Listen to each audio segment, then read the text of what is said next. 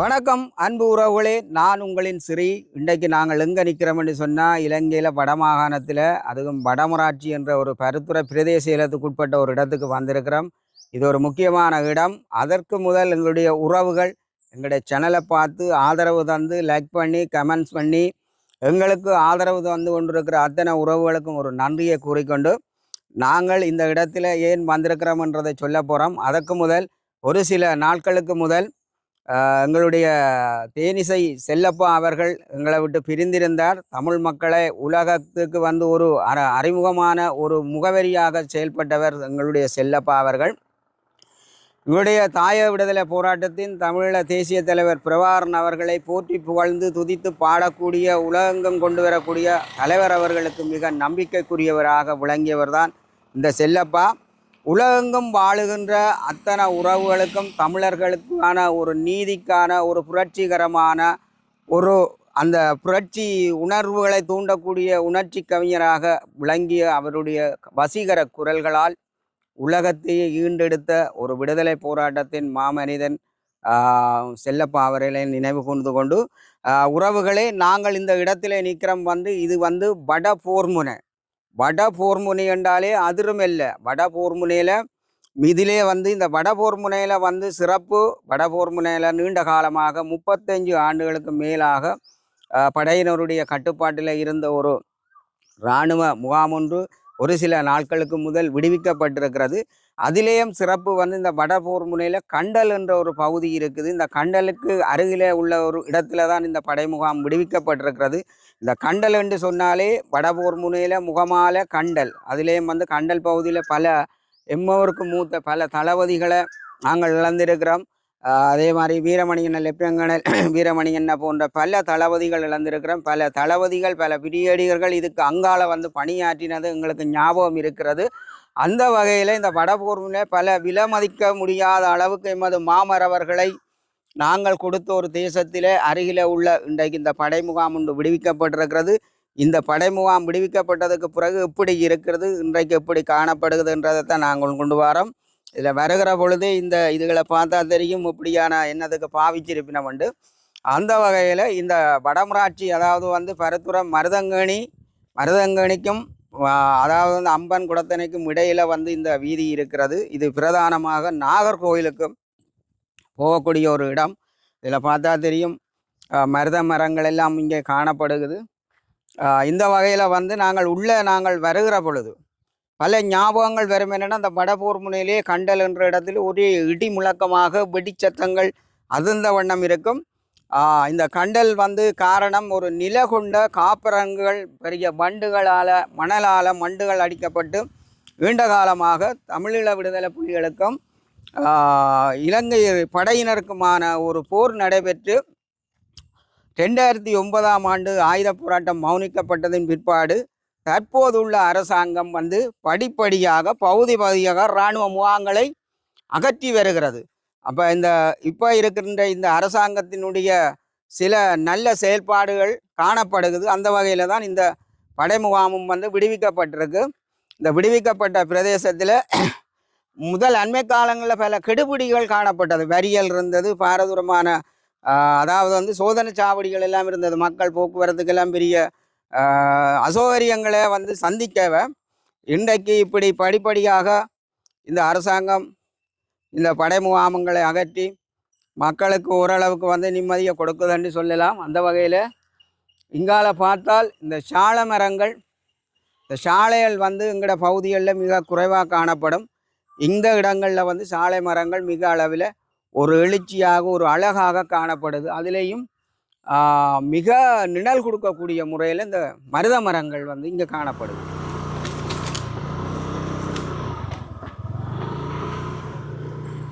இப்போ உறவுகளே, நாங்கள் இந்த படை முகாம் இருந்த இடத்துக்குள்ளே வந்துட்டோம். இங்கே ஒரு சிறப்பு இது நாகர்கோவில் மணலில் பேர் போன இடம். வெள்ள மண், நாகர்கோவில் மண்ணுண்டா எல்லாராலும் அறியப்பட்டது. என்னடா எங்களோட இல்லங்களுக்கு பயன்படுத்தப்படுறது அதுதான் இந்த மணல் பெட்டியெல்லாம் இருக்குது. இப்போ நாங்கள் இங்கே உள்ளே வந்து கொண்டு கேட்கல, இங்கே பார்த்தா தெரியும் பாருங்க. இதில் படை முகாம் இருந்தது. ஆனால் அவன் போய்க்கு இந்த கட்டிடங்களை உடைச்சி இதுக்குரிய உடைமைகள் எல்லாத்தையும் கொண்டு சென்றுட்டேன். சில அடையாளங்களோட இந்த தூணுகள் எல்லாம் இருக்குது. இப்போ இதுகளை பார்த்தா தெரியும்.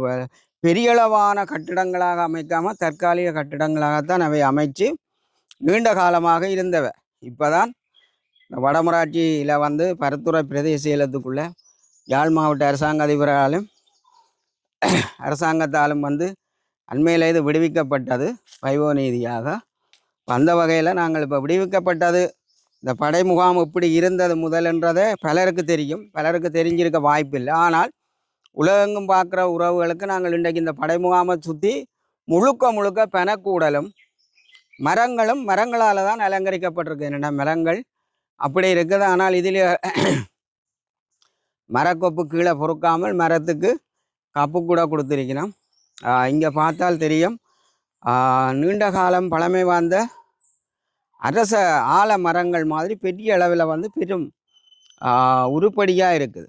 இப்போ இதில் ஒரு சிறிய இந்து ஆலயம் ஒன்று காணப்படுது. அதே மாதிரி பார்ப்போமே.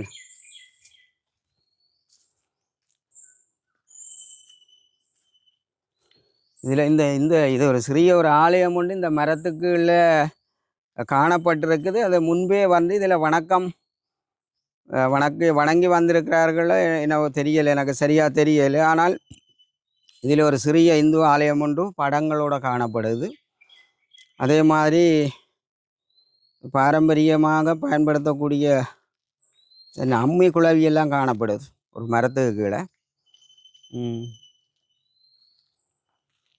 இந்த இந்த இந்த படை முகாமுக்குள்ளே ஒரு சிறிய இந்து ஆலயம் ஒன்று காணப்பட்டிருக்கு. அதையும் நாங்கள் உறவுகளுக்கு காணொளி மூலம் கொண்டு வரோம். இங்கே வந்து சிறப்பாக நாங்கள் உங்களுக்கு நாங்கள் இந்த காணொளி மூலம் காட்டக்கூடியது ஒரே ஃபுல்லாக வந்து இந்த இடம் வந்து மணலால் நிறைஞ்சிருக்குது. அதே மாதிரி இந்த படை முகாமுக்குள்ளே இந்த அருகை சுற்றி முழுக்க மருத மரமும் ஆலமரமும் அதால் வந்து பனக்கூடலும் தான் நிறைஞ்சு காணப்படுது. இங்கே இருந்தவை வந்து அதில் பார்த்தால் அதில் பனக்குத்தியல் போட்டெல்லாம் இருந்திருக்கணும். சில விடயங்களை காட்டும். இதில் ஒரு கிணறு ஒன்று இருக்குது, அதையும் ஒருக்கா பார்ப்போம்.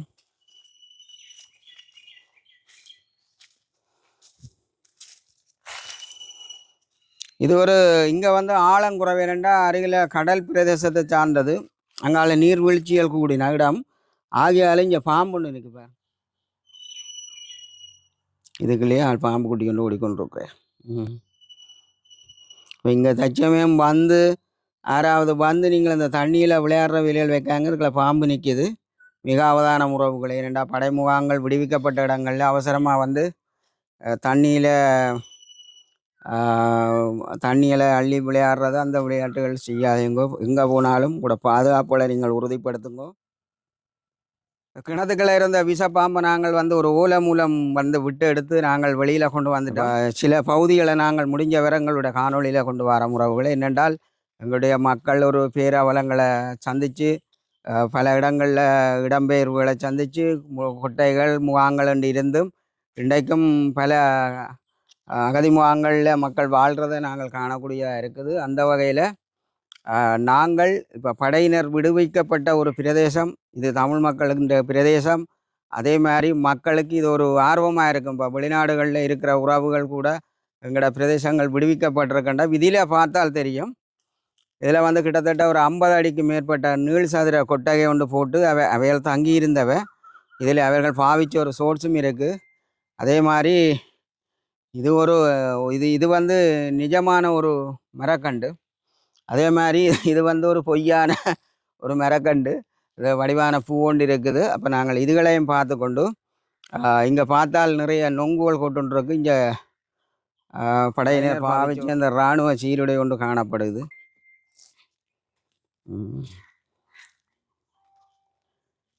இது வந்து அவைகள் வந்து என்னென்றால் பாவிச்சது, அதாவது வந்து அந்த அவைகள் வந்து குளிக்கக்கூடிய ஒரு இடம். மேலே டேங்க் இருந்திருக்கு.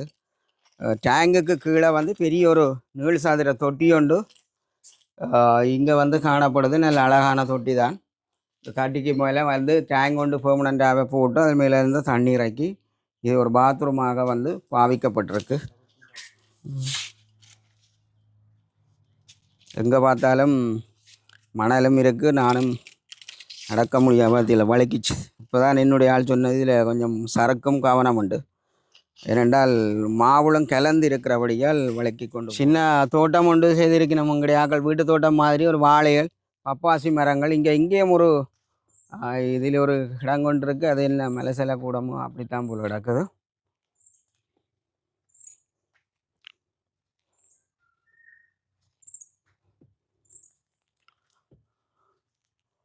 இந்த முள்ளுகளை உங்களுக்கு தெரியும், இந்த கேர முள்ளு. இந்த கேர முள்ளு அதே மாதிரி சூர முள்ளும் இருக்குது. இந்த முள்ளு காட்டு பிரதேசங்களுக்குள்ள போகிற ஆக்களுக்கு தெரியும். காடுகளில் வசித்த பல போராளிகளுக்கும் இந்த அனுபவங்கள் இருக்குமென்னு நான் நம்புகிறேன். இந்த விடயத்தில் வந்து இது ஒரு துவர மரம் மாதிரியான ஒரு மரம். நல்ல அழகாக வந்து சடைச்சிருக்கும்.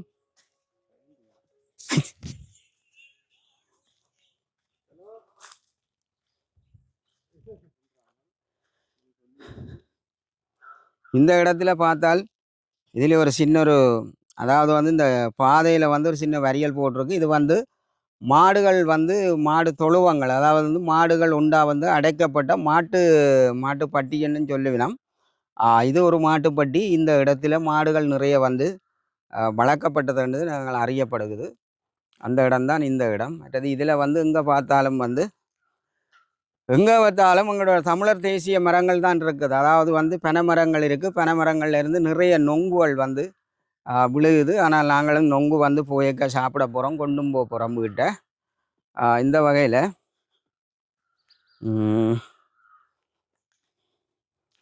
நொங்குக்காக வேறு இல்லாது, ஆனால் நொங்கு மரங்கள் விழுந்திருக்கு. நாங்கள் இப்போ காணொலியை முடிச்சுட்டு தான் நொங்குலாம் நாங்கள் உங்களுக்கு இப்போ ஏனைய படை முகாம் மாதிரியான ஒரு சிறப்பு வந்து காணப்படாது. ஏனென்றால் இதெல்லாம் வந்து நிழல் கூடின இடம். இந்த நிழல் கூடின இடம் தமிழ் மக்களுக்கு சொந்தமான ஒரு இடம். இன்றைக்கு படிப்படியாக வந்து காணி விடுவிப்புகளில் ஒரு கணிசமான முன்னேற்றம் தேறி வருகிறது. அதைத்தான் நாங்கள் வந்து எங்களோட காணொளி மூலம் விடுவிக்கப்பட்ட இடங்கள், விடுவிக்கப்படாமல் முதல் எப்படி இருந்தது, இப்போ விடுவிக்கப்பட்டதுக்கு பிறகு எங்களுடைய பிரதேசங்கள் எப்படி இருக்குது காணப்படுது என்ற வகையைத்தான் நாங்கள் கொண்டு வரோம். இதில் வந்து இந்த கழிவு நீர்கள் வந்து பாவிச்ச சமையல் கூடமாக இருக்கலாம், அது கழிவு நீர் வந்திருக்கு. இங்கே வந்து நிறைய அதாவது வந்து இந்த ஊமல் கொட்டை இருக்குது. ஊமல் கொட்டை பனங்கொட்டைன்னு சொல்கிறது. அதில் ஊமல் கொட்டை இது இந்த பொயில வேலை செய்கிற ஆக்கள் நிறைய பொயில குடலுக்கு வந்து எடுப்பினோம். அதே மாதிரி பனம் பாத்தி போட்டிருக்கணும். பனங்கிழங்கெல்லாம் முளைச்சிட்டு, ஆனால் கிழங்கு இருக்கோ தெரியல. ஏண்டா அது வந்து கிழங்கு வந்து அதோட நிலைமை மாறிட்டுது. அது வந்து முளைச்சபடியாக பனம் விதையாக போட்டிருக்கணும் போடாது. பாத்தி இல்லை அவள் அப்படித்தான் போடாது. இந்த இடத்துல ஒரு சீமெண்டால் பொருத்தப்பட்டிருக்கு. சீமெண்டால் வந்து ஒரு மெல்லிய ஒரு கான் பேக்கால் உண்டு. அங்கே இருந்து நான் நினைக்கிறேன் அது ஒரு சமையல் கிச்சனாக இருந்திருக்கலாம். அங்கே இருந்து கழுவி விடுற இந்த பேக்கால் தான் அங்கே போய் அந்த நான் காட்டின அந்த கிடங்குக்கு போகுது. சின்ன சின்ன இடங்களில் வந்து சின்ன சின்ன அவன் அந்த சிமெண்ட் வேலைகளும் காணப்பட்டிருக்கு. இது என்ன இதில் ஒன்று இருக்குது, வெட்டி பொட்டி மாதிரி. நிறைய சாராய போத்தல்கள்லாம் கூட இருக்குது. இது இந்த வெளிச்ச கூடுகளாக வச்சிருந்திருப்பினும் இதில் சாராய போத்தல்களும் கூடுதலாக இருக்குது. இந்த இடம் பார்க்க தெரியுது சமையல் கூடம் தான். ஏன்னா அந்த சிமெண்ட் எல்லாம் சாம்பலாக இருக்குது. இந்த காணியினுடைய வளாகத்தை சுற்றி ஃபுல்லாக வந்து சால மரங்களோடு சேர்ந்து ஒரு காடுகளை சேர்ந்த பல மரங்கள் வந்து நிறையவே வந்து காணப்படுது. இதுலேயும் வந்து ஒரு எங்கட தூவியல் மாதிரியும் கிடக்கு. அப்படி ஒரு தூவி இருந்தது மாதிரி தான் கிடக்கு. சிவப்பு மஞ்சள் அடையாளம் திட்டப்பட்ட ஒரு தூண் ஒன்று கிடக்குது. என்னத்துக்காக உடைச்சி போட்டுச்சு நம்ம தெரியல. இங்கே பாருங்க ஒரு புறா கூட இன்னும் இருக்குது. இதில் என்ன பறவைகள் வளர்த்துருக்கணுமா, அணில் வளர்த்து சில நேரம் மர அணில் நின்றுருக்கலாம். மர அணில்கள் கூட வளர்க்கக்கூடிய வாய்ப்புகள் இருந்திருக்கலாம். இதில் ஒரு சின்ன ஒரு கூடு ஒன்று இருக்குது. மர அணிலோ புறாவோ கிளியோ என்னவோ தெரியல, ஆனால் இருந்திருக்கு. இதில் அவை தங்களுடைய பொழுதுபோக்கை கலைக்கக்கூடிய மாதிரி மரத்திலே வந்து ஒரு கதிரை மாதிரி சுற்றுவட்டமாக அமைச்சு தங்களுடைய நேரத்தை வந்து பொழுதுபோக்காக பயன்படுத்தி இருக்கணும். மற்றது இந்த படை முகாமை சுற்றி உள்ளுக்கும் வெளியிலே இந்த பெனமட்டையை பாருங்கள், இந்த பெனமட்டை வேலி வந்து போட்டிருக்கணும். இப்போ இந்த வேலி எல்லாம் வந்து எல்லாம் அறுத்து கொட்டியெல்லாம் விட்டுட்டுனா அதே மாதிரி அங்காலும் ஒரு வேலி இருந்தால் அதுக்கும் தள்ளி விழுத்தி கீழே தான் இந்த பெனமட்டை இருக்குது, நிறைய மட்டை.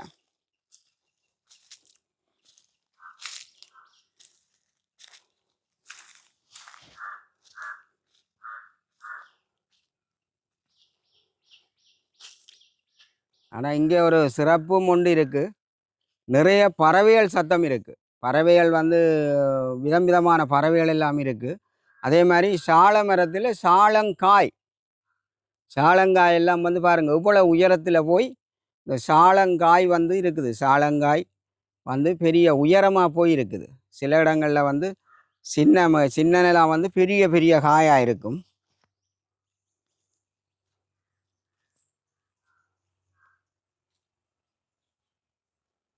அங்கேயும் ஒரு பறவைகள் கூடொண்டு இருக்குது, ஆனால் சரியான உயரத்தில் இருக்குது. உயரமான ஒரு கொப்புக்கு நல்ல அழகான கூடொண்டு கட்டி பறவைகள் இருக்குது.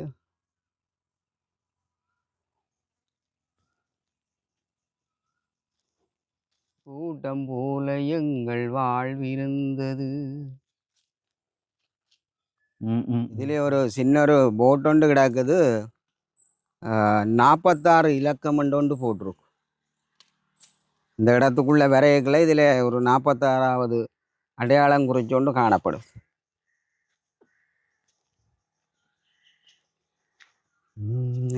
கண்டல் முகமாலை எழுது மட்டும் வளர்ந்த பகுதியினுடைய அந்த அதிர்வு சத்தங்கள் எங்களுக்கு இப்போவும் வந்து நினைவு ஓடிக்கொண்டிருக்கு. என்னென்னா அந்த கண்டல் என்ற பகுதியில் நிறைய சவால்களையும் சமர்களையும் எங்களுடைய முன்னோர்கள் சந்திச்சிருக்கிறார்கள். இதில் வந்து அவை அந்த பௌத்த அதில் வச்சு கும்பிட்டாக்கள் இந்த அரச மரம் ஒன்றை வச்சு இதில் வந்து வணக்கம் தெரிவிச்சிருக்கணும், வணக்கம் வணங்கி இருக்கணும். அப்போ பௌத்த துறவியினுடைய சின்னம் வந்திருக்கு. இதுக்குள்ள வந்து இது இது இது வந்து நான் நினைக்கிறேன் உயரமாக இருந்ததை அதை உடைச்சிட்டு கீழே இறக்கி வச்சிருக்கணும். யாராவது இங்கே வந்தால் இந்த இதுக்குள்ள பாருங்க, அதுக்குள்ள பெரிய அளவில் குமுளாக இருக்குதா, அங்கே இருந்து மேலே மீன் அடிக்குதா.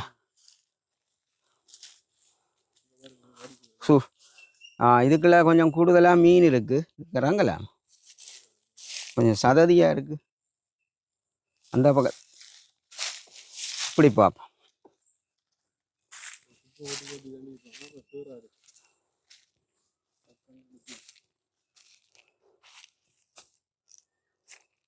இதுகள் கூடுதலாக வந்து யுத்தங்கள் நடைபெறுகிற இடங்களில் வந்து போருக்கு பயன்படுத்தப்படக்கூடிய ஒரு கவர். இதுக்குள்ள என்ன வந்திருக்கமெண்டு நான் சொல்ல தேவையில்லை, தெரிஞ்சவர்கள் மனசில் எழுதுங்கோ. இதுக்குள்ள வந்து பார்த்தால் இப்போ உங்கள் மீன் உறவுகளே, நாங்கள் நீண்ட நாளைக்கு பிறகு ஒரு இப்படியான அந்த படை முகாங்கள் விடுவிக்கப்பட்ட ஒரு பதிவுகளை நாங்கள் கொண்டு வந்திருக்கிறோம். இதில் சில விஷயங்களை நாங்கள் கொண்டு வந்திருக்கிறோம். ஆனால் இந்த இடத்துல நாங்கள் இதை கதைச்சு பதிவேற்றம் செய்தாலும் எங்களுக்கு பல ஞாபகங்கள் வந்து இந்த ரோட்டில் நிற்க ஓடுது. அதுக்கு அங்கால பல சம்பவங்கள் இருக்குது. முடிஞ்ச வர உறவுகளே, நாங்கள் இந்த படை முகாம் விடுவிக்கப்பட்டதனுடைய பதிவேற்றத்தை தந்திருக்கிறோம். நீங்கள் இதை பார்வையிடணும். அதே மாதிரி நீங்கள் நல்லா பகிர்ந்து விடுங்கோ. இதுக்கான அபிப்பிராயங்கள் நல்ல விடயங்களை நீங்கள் எழுதணும் என்று கேட்டுக்கொண்டு, நீங்கள் எழுதுகிற கமெண்ட்ஸு மற்றவர்களுக்கும் அது பிரயோசனம் உள்ளதாக இருக்கணும், ஒரு கல்வி சார்ந்ததாக இருக்கணும், அறிவியல் ரீதியாக அறிவை வளர்க்கக்கூடியதாக அபிப்பிராயங்கள் எழுதினீங்கள் என்னென்னா பல ஆயிரக்கணக்கான உறவுகள் காணொளி பார்க்கறது ஆகியால் நீங்கள் நல்ல நல்ல விடயங்களை எழுதுகிற பொழுது எல்லா உறவுகளுக்கும் அது பயனுள்ளதாக இருக்கும் என்று கேட்டுக்கொண்டு, இந்த பிரதேசங்களில் இருந்து அங்கால கண்டல் சைட்டுகள் அந்த பக்கங்களில் இருந்த ஆக்கள் நீங்கள் இருந்தால் இதுக்கான கமெண்ட்ஸை நீங்கள் எழுதணும் என்று கேட்டுக்கொண்டு, மீண்டும் ஒரு பதில் காணொளி மூலம் உறவுகளை சந்திக்கும் வரை உங்களிடமிருந்து விடைபெற்றுக் கொள்ளும் உங்கள் அன்பின் சிறி. நன்றி, வணக்கம்.